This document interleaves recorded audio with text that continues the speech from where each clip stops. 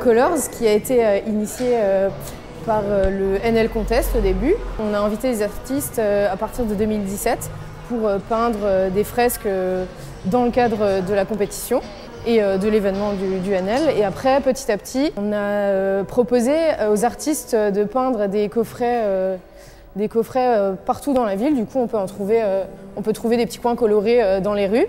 Et petit à petit, en fait, on a réalisé plus de 70 œuvres. Et c'est comme ça que l'idée du festival est née, de se retrouver dans un endroit méconnu du public strasbourgeois qu'on a pu aménager à notre manière. C'est Stum 500 qui a programmé les artistes, qui les a appelés, qui a proposé de personnaliser le garage, on va dire. Donc là, on se trouve dans le garage du Grafalgar. Il n'y a pas de voiture en ce moment. Et on a pu ouvrir au public pour un mois.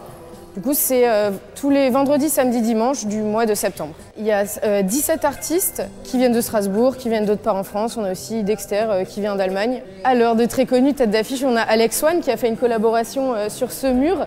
C'est une belle image du festival, cette fresque, parce que de base, Alex One et Nicolas Barhomme devaient peindre chacun de leur côté. Donc l'un sur le côté gauche et l'autre sur le côté droit. Et ils sont venus avec leur idée, et puis ils se sont rencontrés, ils ne se connaissaient pas avant. Et ils ont décidé de faire une collaboration ensemble. Du coup, ça donne cette belle œuvre. Donc deux grands artistes qui ont fait Missy de Strasbourg, qui est dans un univers assez floral. On a un public très, très varié, plein de personnes différentes, souvent des gens du quartier, de Strasbourg, mais d'ailleurs des passionnés de street art aussi, qui viennent de Mulhouse, Colmar. On a des personnes étrangères aussi d'Allemagne et des gens en fait qui viennent, qui passent et qui se demandent, qui sont assez curieux et qui se demandent ce qui se passe à l'intérieur parce que, comme dit, c'est pas connu et donc ils rentrent un peu, ils sont un peu étonnés. Alors on est sponsorisé par Socomec. C'est notre financeur principal. Et du coup, oui, c'était super important de rémunérer les artistes pour faire reconnaître leur art. C'est des artistes à plein temps qui vivent de leur art, en fait.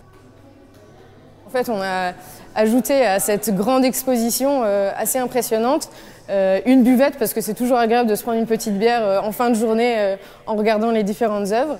Et on a aussi un petit shop qu'on a aménagé dans un vieux hangar qui était vétuste avant. Du coup, on a tout repeint, on a mis des couleurs et on vend des t-shirts, des risographies de tous les artistes qui exposent.